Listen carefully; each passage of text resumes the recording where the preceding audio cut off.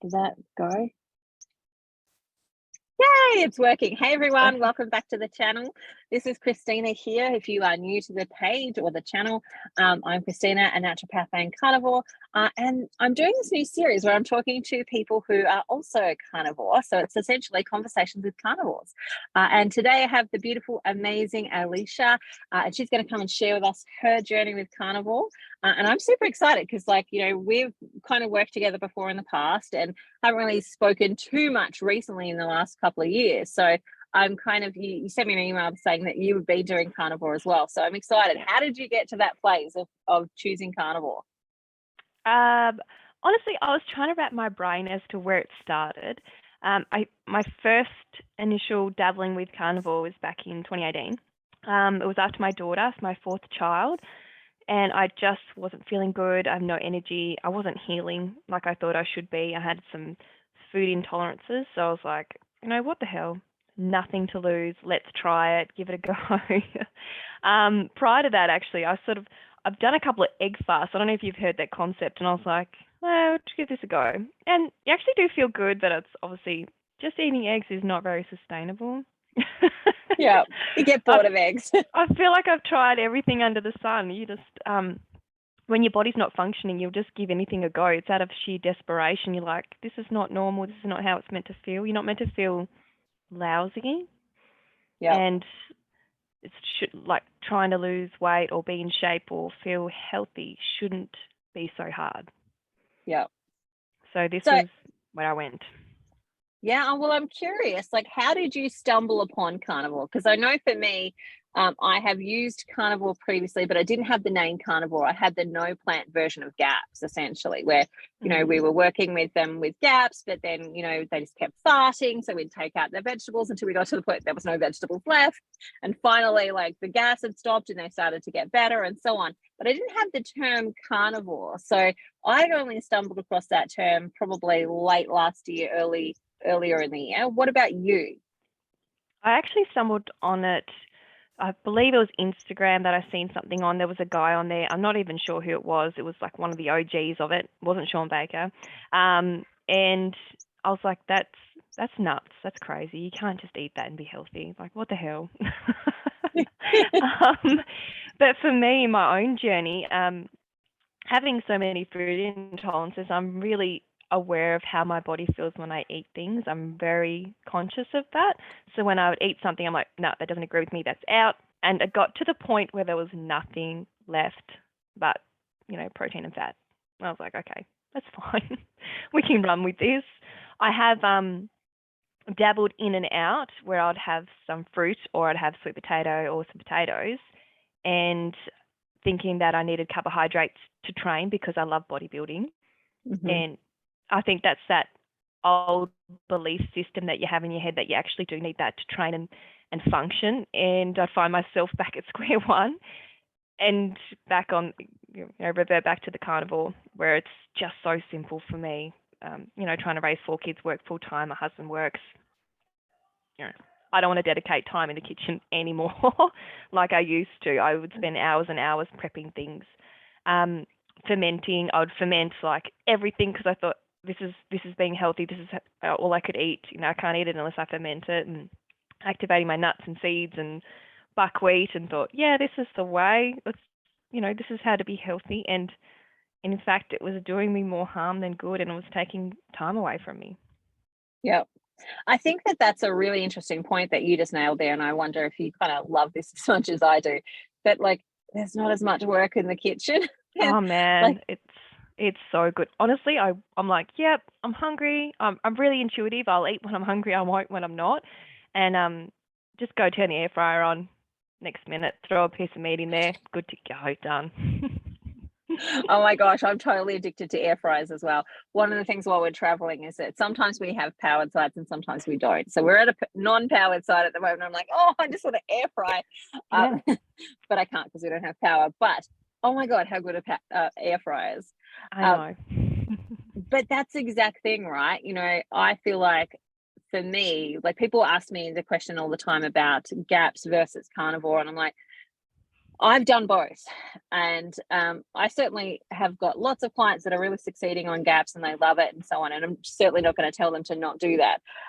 But I can tell you, being a busy mum, having working as well, having multiple children, lots of things on the go, not having to do all of the different processes that you just explained, like activating your nuts. Like to activate your nuts, you've got to soak them, and then you've got to dehydrate them, and then you've got to do anything else that you've got to do with those nuts from that process.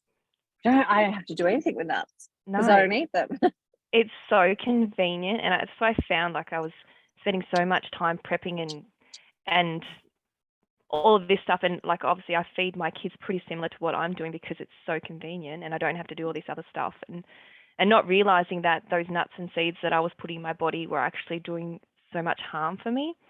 It got to the point where like I would eat like garlic or onion or any other plant, and I would look 6 months pregnant, and I would know when I've eaten something that it wouldn't agree with me because my face would flare up. It would feel like it was on fire. It would be so red and inflamed, and my stomach would be huge, and I'm like, oh, this is not normal. This is not okay. So I think you've really got to listen to that and be really intuitive with these things.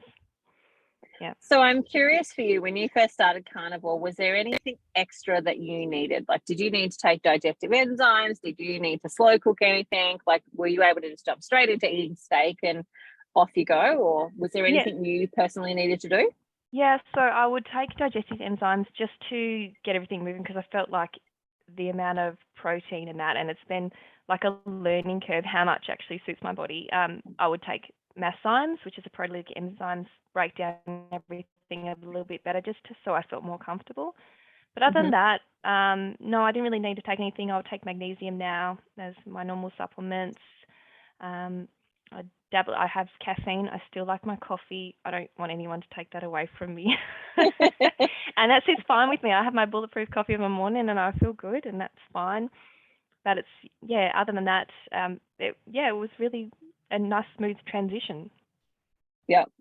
So how long have you been kind of carnivore now? 2018 was when you started. Have you been carnivore that whole time, or pretty much. So I'd dabble in and out. Maybe I'd do a month or two where I'd having more carbohydrates and things like that. But then those old issues would come back in. So it's probably been a good, in compilation, say 5 years. No worries. Like we'll say 4.5 years if I dabbled in and out. Mainly because when I'd have something as well, I'd have histamine reactions if I had something off carnivore. So even avocado, if I slow cook meat, I'll have the same reaction. I can't do any slow cooked meat at all still now. So I guess I'm still on my healing journey. But broths and that, it doesn't sit well with me. Anything slow cooked, I would love beef cheeks and ossobuco and things like that. And it's just like, nah, can't do it. Hits me straight away. And I end up with itchy hands and feet and bumps on my wrists and ankles. Yeah, so that kind of leads me down that pathway of just starting to ask those questions, because a lot of people go, oh, I couldn't do that for so long. But when you're symptomatic, when you have symptoms that are, altering your enjoyment of life, it's kind of worth it. Yeah, for me it is. It's so worth it because it's simplistic. I feel good. I have the energy I need to function. I need brain function in my job. I want to be on the ball all the time, and I think about that. I need that energy, and I need to be looking after my kids, and you have to be on point, and to feel half, charged is not an option. And I do get that question a lot, like, oh, I couldn't do it. It's, don't you miss this and that and the other? And I'm like, no, I'm a creature of habit. It's okay. I'll eat the same thing all the time. I don't care. Yeah. I think too, somebody has said that sort of thing to me, like, don't you miss this? And I'm like, oh yeah, I don't miss dying. I don't miss dying. Yeah. I actually like living. So, I kind of, I enjoy the food anyway. Like for me, it's fairly easy because I, actually enjoy eating meat and so on. But I also, I know that the food that I was eating, whether it, just be like even fruits and vegetables. And my diet was not like super crap. Like I wasn't, junk food Sally who was eating everything out of the supermarket. Yeah. I was, eating fairly well, but it was not working for my body. And I don't miss the feelings that that food gave me. Yeah, occasionally, wouldn't it be nice to have a raspberry or some, beautiful fruit and so on? But at the same time, do I want to be sick? The answer is no. And so I think sometimes we have to ask those kinds of questions. Agreed. To make those kind of thought processes actually happen. Do I want to live with the symptoms, which is the cost of eating this food for me at this moment in time? Or do I want to be symptom free and actually enjoy my life and being able to be physically active, be around for my kids, do actual physical stuff with them versus I'm tired and I'm sleepy and I'm cranky because I'm tired and I don't have the patience for things in my life. Yeah, and it's that the patience with, even with kids, like that's a hard enough role as it is, being a parent and having the nous for it. And I find like my youngest son, he has eczema.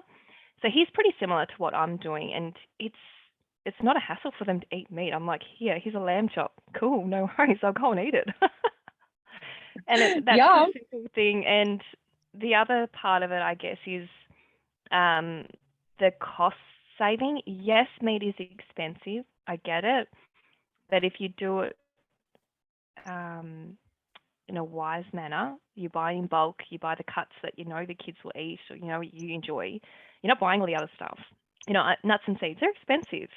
Organic fruit and veg, that's expensive. And it sits in the bottom of the fridge and just wastes away because I'm like, nah, I'm not doing this anymore. I'm not buying this stuff. Yes, the kids will have fruit. I'm like, yeah, that's fine. They love fruit and honey. Cool, no worries. But they'll back it up with their protein because we have specific rules in the house where it's if you don't eat your protein, you get nothing else. Sorry. I love it. You're reminding me of when I was a kid. I stayed at a friend's house one night a week for some reason. I don't even remember why, but we'd go to her house and her kids weren't allowed to have their protein, like their meat, until they'd eaten their vegetables. I got to eat my meat with my vegetables because I was a guest, but I'm just like, oh, that's so backwards. Like the brainwashing that we've kind of received, which is you have to eat your vegetables. That's what's going to make you healthy. Yeah. And it's completely the opposite. We live in an upside down world. I know. And we've been brainwashed in that manner where it's like fruit, like the veggies, you need to have the broccoli and you need to have the collard greens and all that. And I know when I'd eat them, I'm like, why do I feel so crappy? Like, surely that's not how you're meant to feel. Like exactly. Not, and kids are so intuitive. They know, and they know better than we do because we are brought up on values and beliefs, and then we instill them in our kids. And obviously, we've been taught wrong. Yeah, exactly. And look, one of the things that I see with one of the big questions that parents will usually ask me is, or talk to me about, is how their child will eat the meat but won't eat the vegetables. And I'm like, don't make them. Don't make them. It's fine. It's fine. They're not attracted to those vegetables, let them not eat the vegetables, just focus on the meat. But there was a thing that you talked about just a second ago, which was budget. And that's a question that I get asked all the time. Like, this is a super expensive diet. I kind of don't agree. I agree that at the start, you'll often spend more money as you're starting to transition. But once you've transitioned and you've filled up all your nutritional stores, I think it's a lot cheaper actually in the long run and more sustainable. What are your thoughts? Oh, I agree, definitely. Especially for me, because initially you do your 3 meals a day or whatever you end up doing because that's what you're used to. But I'll do 2 meals a day because I can't fit anything else. I'm not hungry, so I listen to that. So you eat less, but when you do get to eat, you thoroughly enjoy it. There's full satiation. You sit down to a nice big fatty steak. I'll chuck some egg yolks on there and some butter or some bone marrow, and I'm so happy. I'm happy. The kids are happy. But initially, the cost, it's an investment and it's a change of thought pattern. It's that growth mindset, I think, where you're like, I'm doing this for a reason, and everyone's going to be healthier for it. We also, my husband is a shooter, so we'll eat a lot of venison as well. So we can get things made with that venison and enjoy that. So that is a cost saver as well for us. I know that's not applicable to everybody, but you buy the meats that you enjoy and that everyone will eat. You know, if you sit the kids down with, I'll do like 3 kilos of chicken wings. I know you've got a lot of kids as well, and they'll smash it, and it's not that expensive. Yeah, I know one day up here, because we're traveling around we were traveling around Queensland. We were in Coles, and chicken wings were like $3, like $2.99. And I Yeah. just went in and bought like 6 kilos of them. Yeah. It's like, that is a super cheap meal. Like, I usually will get the chicken wings, and then I might get some sour cream for them to dip their chicken wings into, Yeah. Magic. and or butter. And they've got a whole meal. They're satisfied. The dog's got some bones, all of that type of stuff. Like, you know, it serves so many purposes for us. But I think too, here's one of the things that happened the other day, because we are traveling, some days we have days where we're actually just driving. And last week we had one of those days where we did a 10-hour day of like driving from where we were to where we were getting to. So we didn't really have time to stop. And I just bought some like cheese and some meat snacks for me. But the kids went in and they brought like some chips and like just normal junk food stuff for them. Yep. And it ended up being about for $30 to $40 for my 7 kids to get enough of that, like, you know, little tubs of yogurt and some chips and like an apple and some other stuff for them to eat while they were on the road trip. And I'm like, we could have got a leg of lamb for that, and that would have filled them up and would have been way more nourishing for them than what they just bought. I think we forget that, don't we? Yeah. Exactly. And I knew that they would be hungry again. Whereas if they'd actually had the lamb, they wouldn't have been hungry again. But you know, sometimes you've just got to do what you do for that particular day. But it is that comparison of like, when you're eating something that's filling and nourishing for you, you're not as hungry. You don't need to eat as often. And the other thing I think people forget is how, in Australia, at least at the moment, eggs are relatively cheap. Like, you know, you can still get, you know, a dozen eggs for $5 type of thing. Like, you know, for my family, 2 dozen eggs would be more than enough for a meal for them. So that's $10 for the meal for 9 people. Versus, you know, whatever we might, like if we were buying lasagna, and this is a store-bought lasagna, one that we hadn't actually made, where we went and bought our own mince and did all of the other things, which is a little bit more expensive than the cheap cut one. A family lasagna is $12 and that's when it's on discount. Like, you know. Exactly. And the profile is completely different, and they would be super hungry afterwards. Like, they wouldn't just eat the lasagna, they'd want something else to go with it. Exactly. I feel the same way. That's why I have the notion of, you know, you prioritize your protein, especially for their breakfast before they head off to school, because most of the time they don't want to sit and eat their lunch. So I know that they've got something, and I can control what they have here at home. And then they're full and they're happy, and, you know, they can go off and do their day, whatever. But it is that prioritizing that. There you go. Sorry, my daughter. Kids. But yes, prioritizing, and people have that in their head that this is expensive. No, done. It's expensive, but it's not expensive. Go give to Dad. Sorry, but it's not. It's not expensive when you put it into reality. Like you said, you can go get that roast lamb and you can chuck it in your slow cooker, and then you've got a meal for all the kids. And we bulk buy, so if we want mince, we'll buy 10, 15 kilos at a time, and you get an awesome discount on that. No worries. Go to the butcher, bulk buy, have a relationship with the people that you actually buy your produce off. Obviously, you're traveling, it's a little bit more difficult, but when you're home and you're settled and this is your community, indulge in that community, because that's where you'll, you know, meet some awesome people and you can save money on these things. Absolutely. When we were in Tassie, we had a beautiful farmer up north that sold us 2 lambs. And it worked out to be something like $7 a kilo for the meat, when we actually finally, like, you know, we got everything that we had, and we got everything from those lambs. Like, we got the organs, we got the bones, we got like all of the different types of cuts. And, you know, you would not buy lamb for $7 a kilo now. Like, I look at the supermarket, right, and per kilo, you know, some lambs like $42 a kilo. Like, it's actually quite expensive. It's crazy. And so when you know someone and when you connect with people, you can actually get, especially when you're buying the whole animal, you can get really good deals on that. And it's really, really worthwhile. Oh, absolutely. And that's what we do. We actually have 4 acres here where we are, and we'll send our sheep for slaughter as well. So we'd chuck them in the freezer, and if we didn't have many lambs for that season, we would obviously buy some, and then we just connect with our farmer and buy the whole animal. And that, like you said, you get all the bones, you get all those beautiful cuts. I know when my husband goes hunting, he'll keep the hearts for me and the liver, and we use those. So I do have a few bits of organ meats here and there.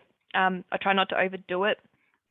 With the organ meats, yes, they are good for you, but how I react is if I have too much of the liver, my hands end up swollen. So I'm like, yep, I've got to cut it off at some point. But yes, it is awesome. It's so nutrient dense, and yes, we should have it, but in those smaller quantities like we would have normally. Yeah, exactly. For me, when I did this the other day, not the other day, it was a couple of months ago, I was coming down with a cold and I was like, oh, I think I should eat some liver. And I basically just ate the liver until it started to taste metallic. And once it tasted like that, that was the time to stop. And, I don't eat it every day. I eat it maybe occasionally when I feel like I need some of it. But then I just eat it until it starts to taste like not so great. And then at that point, I know I'm done and I've got what I need and off I go. And I did that because I was coming down with this cold. Next day did not manifest into a cold, was off and running and no problems whatsoever.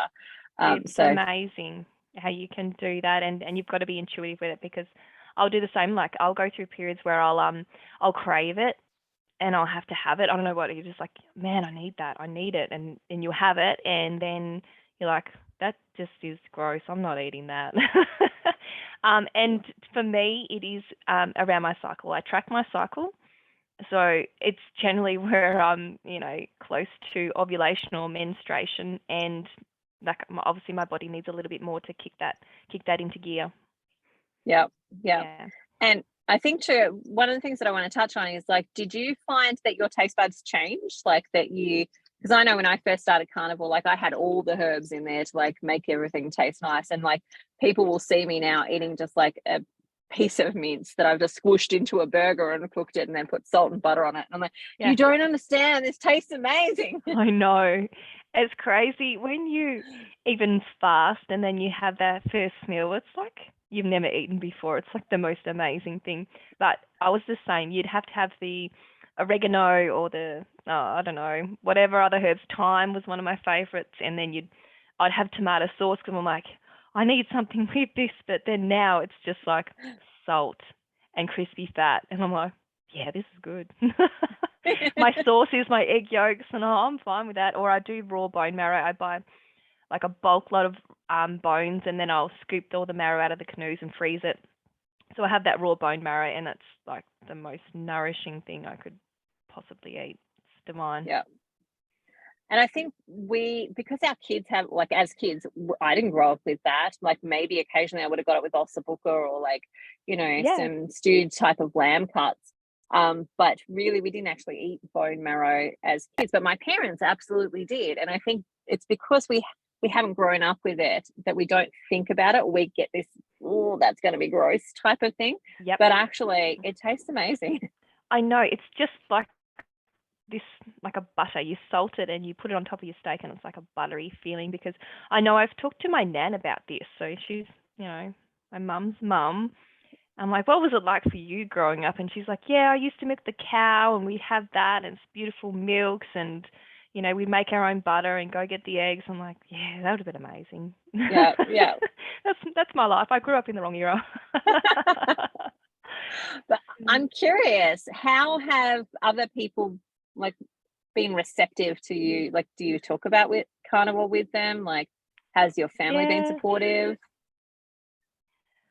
So initially when I first kicked off with this carnivore, my husband thinks it's like, cool, no worries, it's meat, I love it, I'll do the same.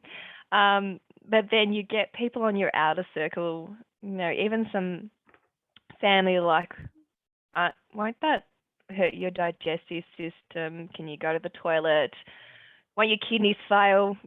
All of that stuff. I'm like, no, I feel good, something's right.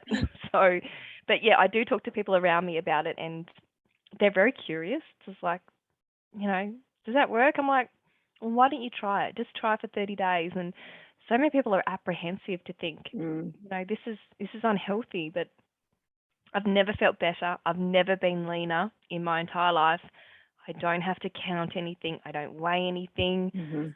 That's extremely freeing in the way that we live, and that's how it should be, because I know I've gone through my bodybuilding days. I would track everything to the T, and I'd weigh everything.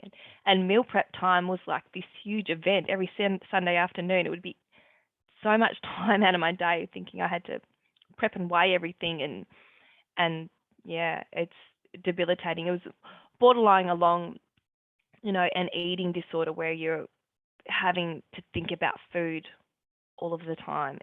It's destructive. Yeah. Absolutely. And I think too, that's probably another point that I like as well. Like for some people, we need to like really kind of push a little bit. We might need to track for a little period of time to just get things moving and rolling the way that they need them to. But generally speaking, like I'm not counting calories. I'm not like, really looking at anything else. I'm just like, I'm hungry. I'm going to eat. That's about it. And how much mindset crap have we taken on when we've, looked at these other protocols and other programs where you have to like count points and you have to count calories and you have to like look at all this other stuff, like how much mindset crap has just like gone because I don't even have to think about that. No, it's extremely freeing. And I know for me, it was really challenging to see other, bodybuilders or fitness influencers, we'll say influencers on social media look amazing, and they're like, oh, well, they're eating this and doing that, so maybe I should be doing that. But for me, it was easier to just step away. I got off social media for the, a whole 12-month period. I'm like, I'm just focused on myself and my journey and how I feel. And I think that's sometimes what people need to do if they're struggling with body image issues. Just step away and focus on what works for you. Yeah. And I think sometimes as well, we've got to remember that that sometimes when people are sharing, like on social media, that they're sharing from the point of the win, that they're actually not generally sharing from the point of the struggle or the challenge. And some of those people who are, the influencers never have actually ever had a challenge with, their bodies in any way, shape or form. Like they've, beautiful health, they've had no eczema, asthma, nothing. They've had no real weight issues. All they've had to do is like lift some muscles and make sure they've got enough lift some weights and make sure they've got enough protein, and bam, they're done. Whereas other people, they actually really have to work in order to, change some of that, because there's some obstacles there, whether it comes from things like, their genetics, whether they've got mutations, whether they've got, other food allergies and all of that sort of stuff happening. They've actually got to look at like what foods are causing these problems versus, some of the stuff that we see from influencers online. And I think sometimes we've got to remember that they're real people, but their challenges might be different to ours. That's right. And how much are they actually sharing? They're sharing for likes and, like you said, wins, and they want to be influencing people to buy a product or follow them or things like that. And, there may be some underlying conditions that they're not actually detailing in their posts. I know everyone's on their own journey. Like my sister, she's recently gone carnivore as well. She's been diagnosed with Hashimoto's, and she's on her healing journey. And obviously that's been triggered by a few things, mainly that kicked off for her when she was after her third child, and things just wouldn't settle down. So, this is a great option for people who don't know what else to do. It's a good start. It's a great elimination and healing. Absolutely. And I think too, some people will be on it forever, like where it's just really going to be meat, eggs, dairy if they can do it, and that will be their forever diet, and that will be fabulous. Other people will start with the intention that at some point they might bring in a little bit of fruit or a little bit of something. I think all of that really depends on the actual individual as to what they can tolerate and what's going to be better for them long term. I don't think there's has to be like this exactly forever and a day. And I've talked about it. I don't know if you've had any sort of sugar addictions or anything like that, but I certainly did. And just even a little bit of something on Christmas Day was like, oh my God, I'm like turning into like somebody who's like addicted to cocaine, like scratching my own skin off, like wanting to eat this thing. And I'm like, oh my God, that was so not worth it. Yeah, because it does, it triggers some things for people. For myself, I'm very disciplined. Once I set my mind to it, I'm like, yeah, nah, that's it. No way. I'm good. I'm just step away from it all.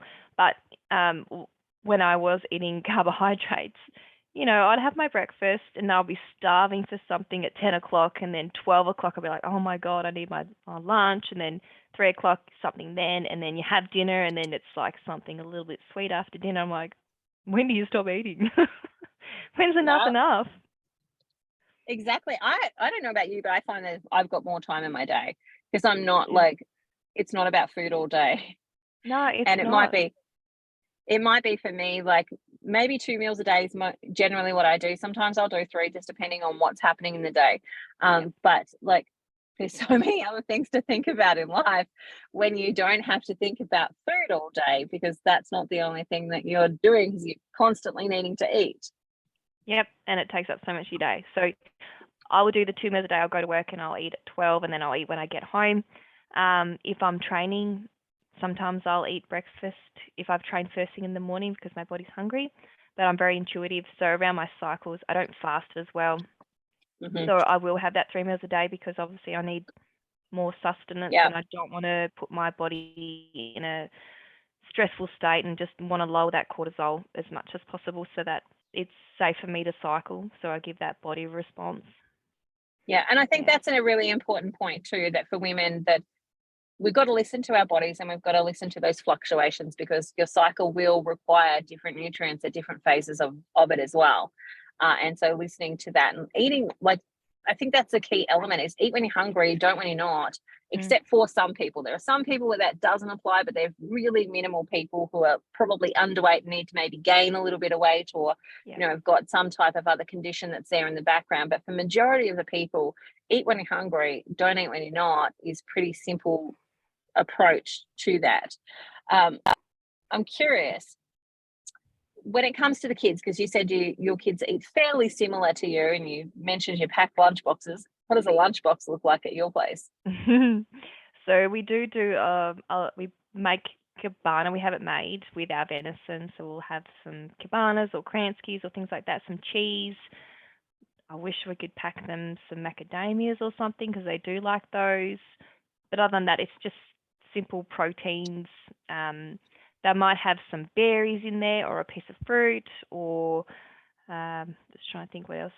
I make pemmican as well, so that's a really good fatty snack. So it's the dehydrated meat and blitz it up into a fine powder and add fat and salt, and then that's a great little snack. But other than that, they don't generally eat a whole lot at school. They'll just, have a little bit of a nibble of this and that because they have a hearty breakfast, and then they'll have a nice quality protein dinner, or they'll have some fruit or some yogurt when they get home. I do make yogurt out of specific probiotics, and I make it out of cold pressed raw milk made by cow. You've heard of that one? Mm-hmm. Yep. So I use that, and I'll make them some yogurts and things like that, and they'll have some honey. They're happy to have a big spoonful of honey. Sometimes we get the honey on the comb from a local farmer, so that's kind of nice for them. And yeah, we just try and keep it as simple as possible. They do get a little frustrated with me though, I'll admit, because they see their friends are like, Mum, why can't you buy that? And why can't we have this? And my friend has that. And I'm like, well, I'm not their mum. That's not my responsibility. Yeah. So I'm curious, is that how you approach it, by talking about them as to how that food actually affects their bodies, or Yeah, I do. I'm really open about it because I want them to learn. And I know at some point, someday, they'll leave home, they'll have their own life. I want them to pass on this generational knowledge that this is sustainable. This is the way we should eat. This is why we eat. I'm like, if you want to eat this, this will make you run faster, and this will make your brain work better. And I just, my son's an avid footy fan. I'm like, well, if you want to get there, buddy, you're gonna have to put the protein in. I do buy like some cleaner protein powders so that they have something different to mix it up. But yeah, you just got to sell it to them and be honest. I think in a way yeah. that it's going to fuel them, and they're Well, happy with that. That's where Dr. Chafee could come in. You could go in and say, well, Dr. Chafee, he was like a professional athlete. And when he was doing carnivore, he was at his peak performance and he bet all the other guys. I know. Well, actually, it's funny you say that. We watch Sean Baker, and they love watching his videos and see how he works out. And they're like, my youngest boy is like, so if I eat this, will I be as big as Sean Baker? I'm like, go for it, buddy. I love it. So I'm curious, are you still doing like competitions or anything like that with weight muscle building? I still train. I train 3 or 4 days a week. I love it. I love feeling strong. I know I need that muscle mass for longevity and bone density. I don't want to be old and frail. I want to be fit and healthy for as long as possible. So that's very, very important to me. The kids see that. I want to role model that for them as well, that we, you should be active and doing these things. I won't compete again. I don't want to put my body through that. But for me, I've never been leaner, healthy lean in my life. I have, it's easy for me to have abs. I do a cold ice bath and you've got abs, and it's like, this is so simple. I don't know. I just want to feel good. So one of the things that I'm assuming you've come across Kelly Hogan, and one of the things that she's been saying recently is that she's really increased her fats, and one of the things that she's noticed is she's moved from the space of like, oh, I have to exercise because I should, because that's good for me, to I've got so much energy, I need to exercise. Have you found that for yourself? I feel good, and I'll listen to my body. Like I've said, I'll train when I feel like it. Hang on, down.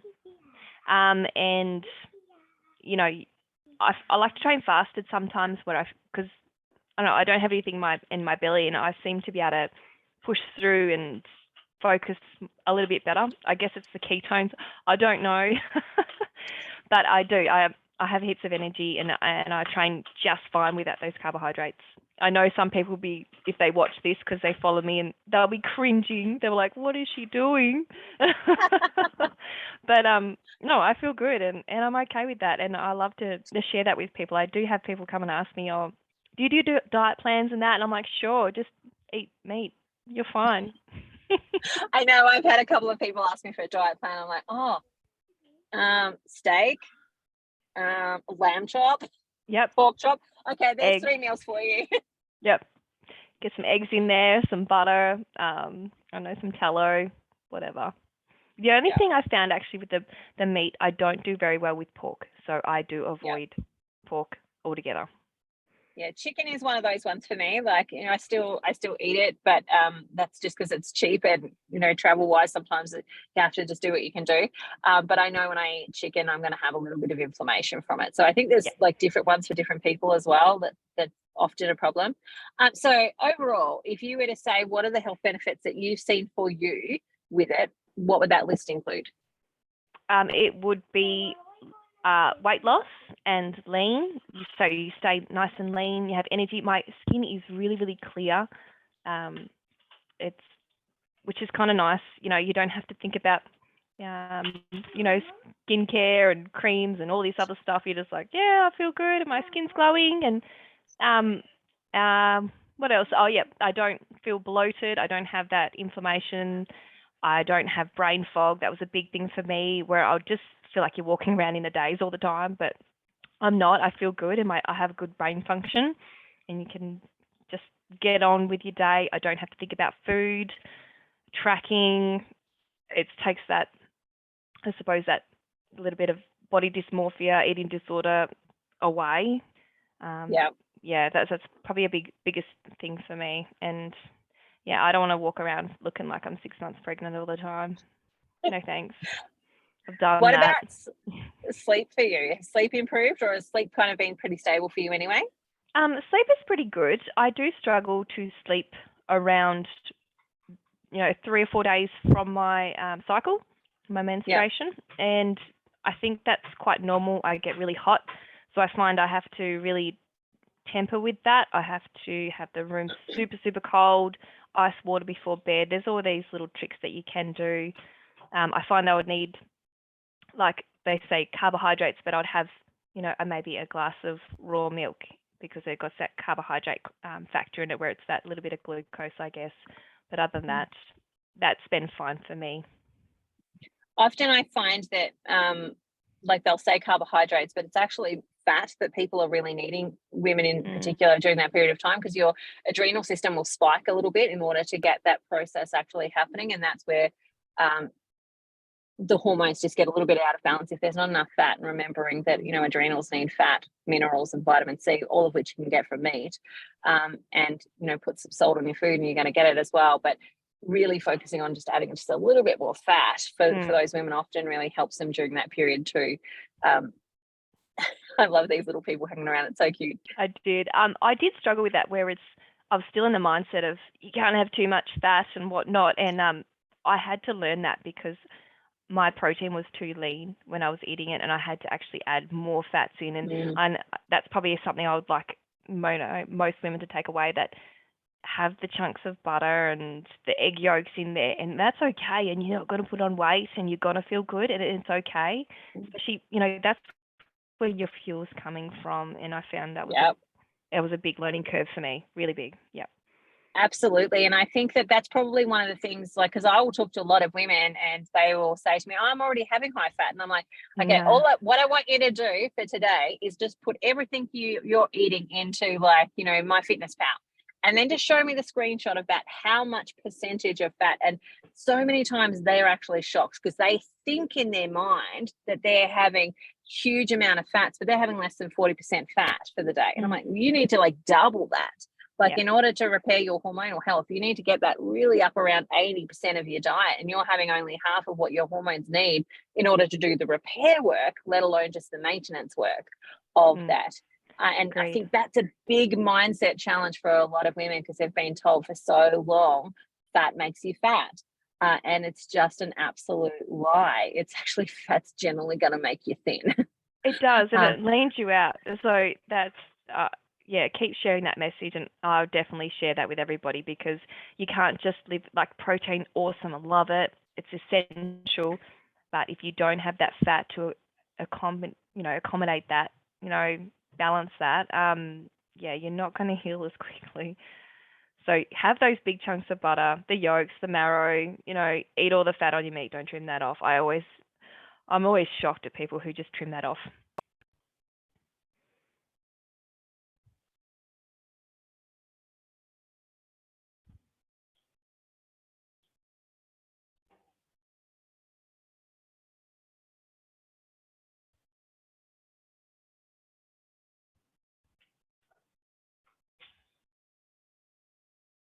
Oh, lost her. I'll wait for her to come back.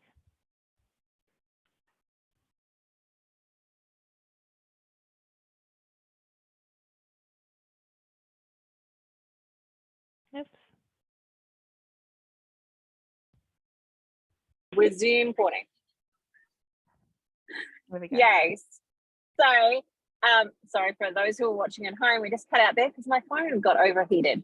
But we were talking about fat and how important it is for women, and that there's this mindset that we shouldn't have too much fat. We've been sold this lie that fat makes you fat. What's your experience been? It definitely is that whole mindset shift that you have to have. If you're going carnivore and your main focus is protein, you're going to suffer. You need to have that fat in there. And it took me a long time to realize that I needed that fuel, and I wasn't going to function, and I wasn't going to cycle. I went through a period there where my fat was probably too low, and it stretched my cycle out for 45 days, which is so abnormal for me. So I had to have this. And prior to carnivore, when I was eating normally, the normal diet, I wouldn't cycle. I would cycle probably 2 times a year. And it wasn't until I actually went on carnivore that I would have a normal cycle, and I cycle every month now. Oh, wow. Time. So that has been a massive healing journey. And then changing your mindset around the fat. Fat won't make you fat. Fat is healing. Fat makes you lean, and it's delicious. So there's so many nutrients in it, and I cringe when people cut the fat off their steak. I'm like, what are you doing? Well, like, give it to Terrible. me. What a waste. Yes. I do that. I steal it all the time. I'm okay. But They're also, like, what the hell is she eating? Like, why? How can you do that? And still say lean. Yeah. Just do. Take a note out of my book. The other, I love it. The other aspect about that, which is you kind of touched on this a little bit too, is that like you're not having the carbohydrates. So the fat is your fuel. That's like your correct. protein is your building food. It's going to build up your muscles and build up all of your stuff. But your fat is what you're using to have energy. So if you're not eating enough of it, you're going to feel flat. Your body's not going to be able to do all of the things that it needs to do because it doesn't have the fuel to do it. And that's where it's really important. And I think one of the things that I find myself saying to women all of the time is have more fat, have more fat, have more fat. I don't think you've had enough fat yet. No. And you'll know, like, you eat a bit of butter and you're like, oh, it doesn't taste as good. So I had enough. I had to learn that off Dr. Liz Brighton and watching her with the Steak and Butter Girl. And I'm like, okay, if they can eat that much, surely I can too. So you just try and test and you'll find out what works for you. And you do need it. It doesn't just have to be butter, but there's not many other fat options that you can have, and obviously that's why I have the bone marrow, because there's that live stem cells in there, and you've got the egg yolks, which is the choline, and it's your sauce and things like that. So yeah, absolutely eat as much as you want until you're satiated, and you'll know when it doesn't taste good anymore and your body's like, that's enough. And that's the real key element too there, is that like when you're eating animal fats, you won't be hungry. Like it's actually really hard to overeat in those fats, because your brain gets the message to say, stop eating, we're full now, we don't need any more.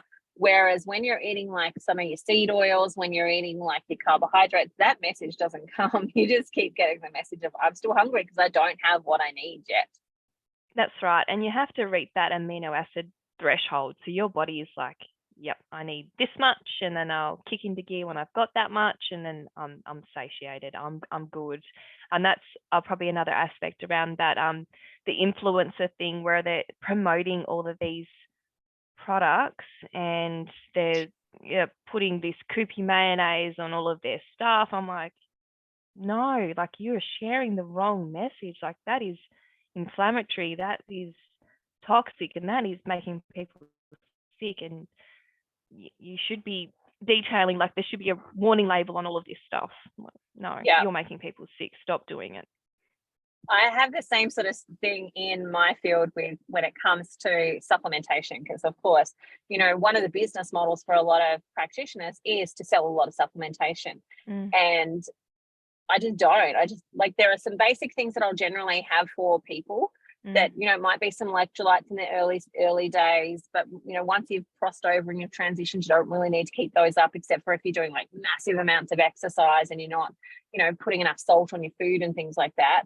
But maybe some digestive enzymes to start with, maybe some, a little bit of iodine if you've got some thyroid issues, et cetera, but it's fairly minimal. I can usually count on 1 to 2 hands, like what I'm going to be prescribing people, if anything at all. Whereas, many of my fellow practitioners, like, they'll be in the business groups and they're, raving about how many thousands of dollars of supplements they've sold. And I'm like, how is that better than being a, drug pusher or any of those types of things? Because it's not.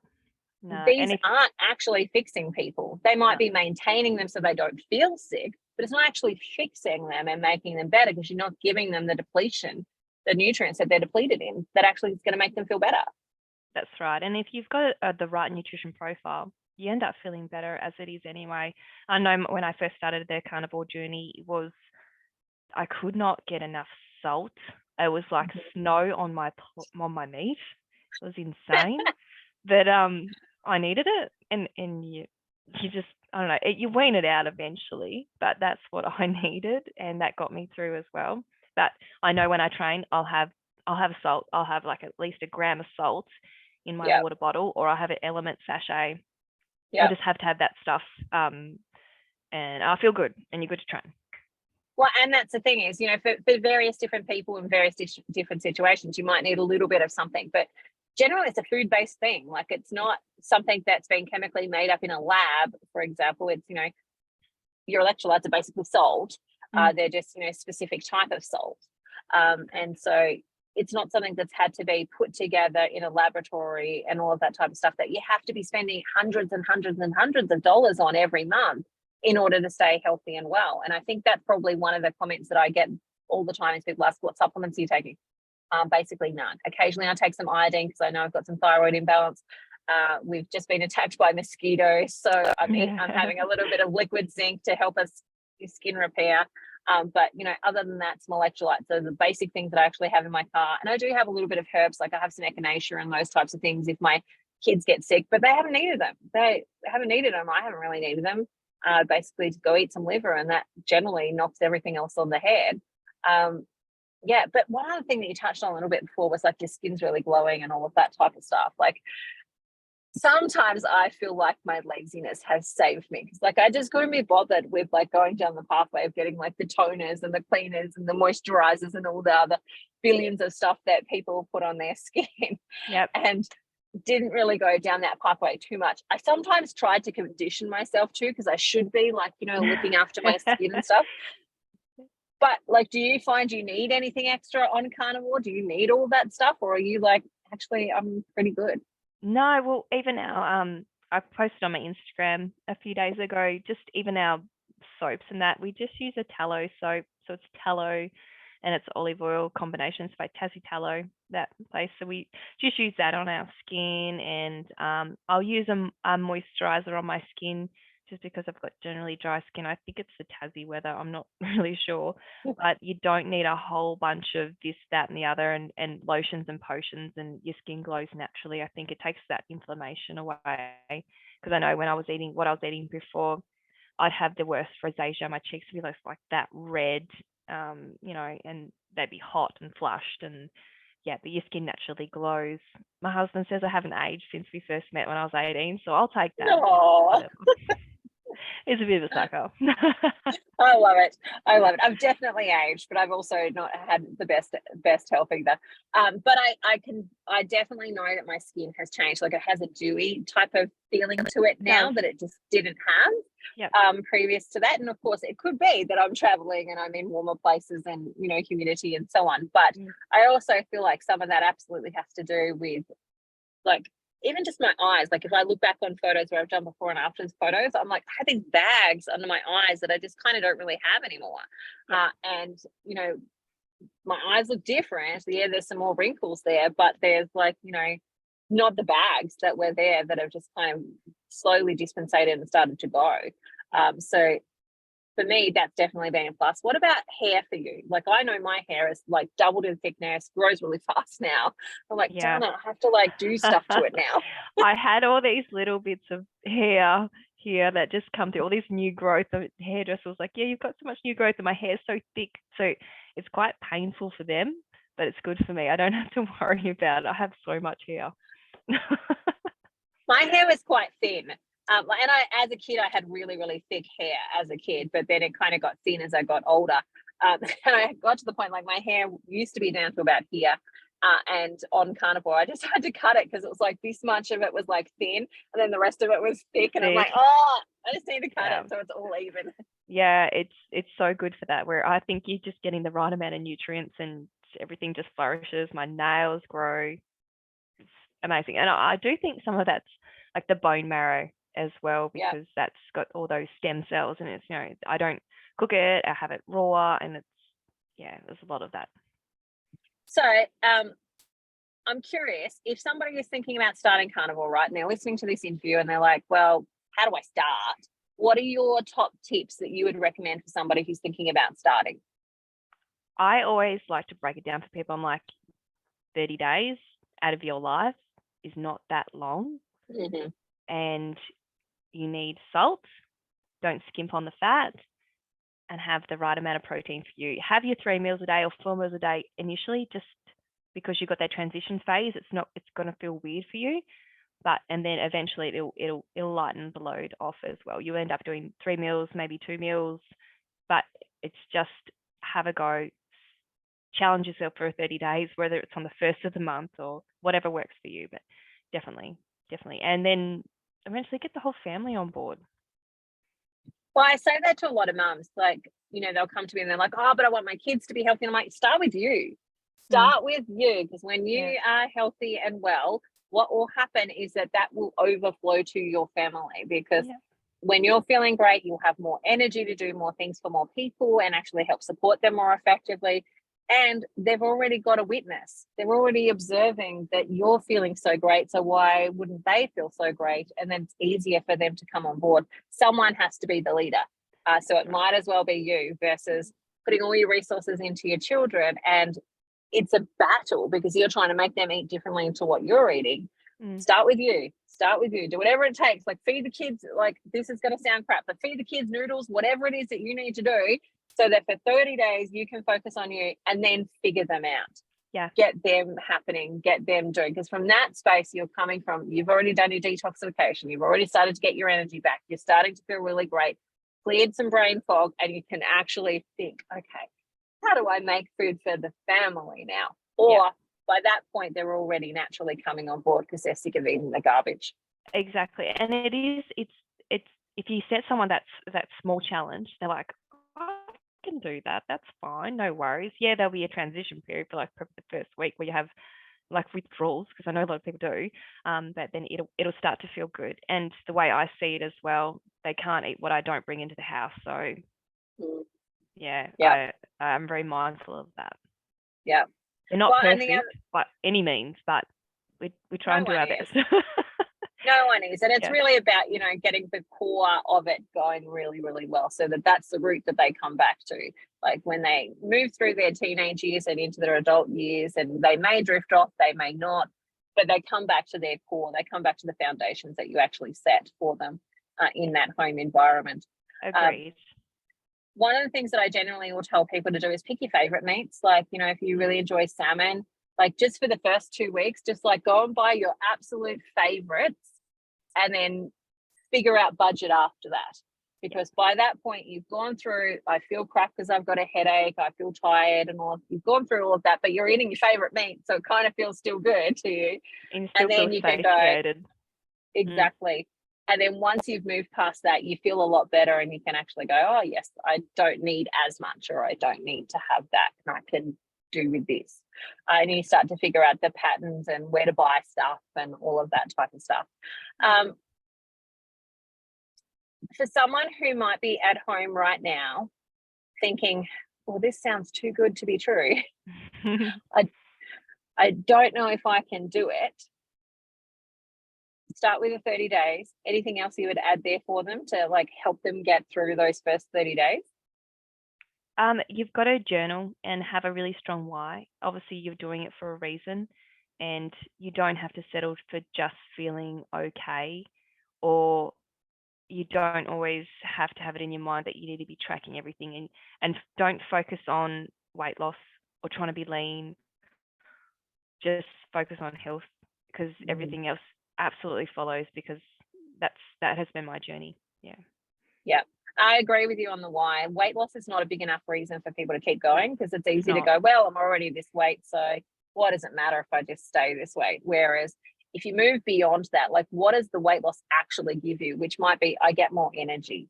I get to run around with my grandchildren instead of being the granny that's on the side of the seat just watching them. I don't have to cook as much. I don't have to cook as much. Get your time back. Yeah. I get to, see my kids walk down the aisle. I get to do all the amazing things, and I get to do it feeling really healthy. Like, I get to stand at my daughter's wedding photos and like feel really good about what I'm actually wearing and what I look like. And this whole experience gets to be beautiful because I feel beautiful inside and out. Move past the so I can lose weight, because that will have an end point. And you want to keep going. Like, you want to keep doing it for your health and well-being. Yeah, because you end up rewarding yourself with something, and then you get back in that cycle, and it's not a good cycle to be in, because it's the guilt, and then it's the punishment, and you don't want to be a part of that.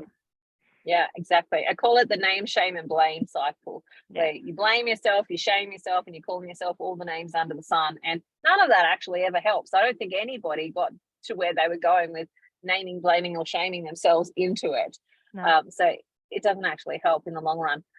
So if people want to follow you, is there somewhere where they can come and follow you and your journey, sure. what you're eating?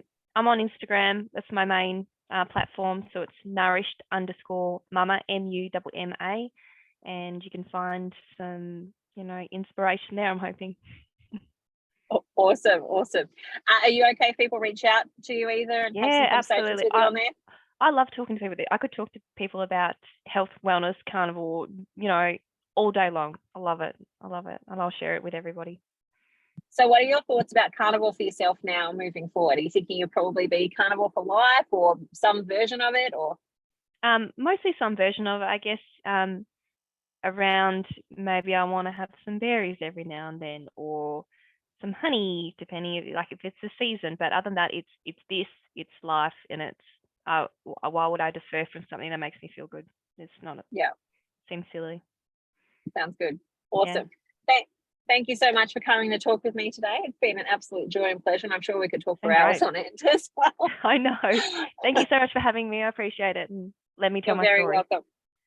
Absolutely.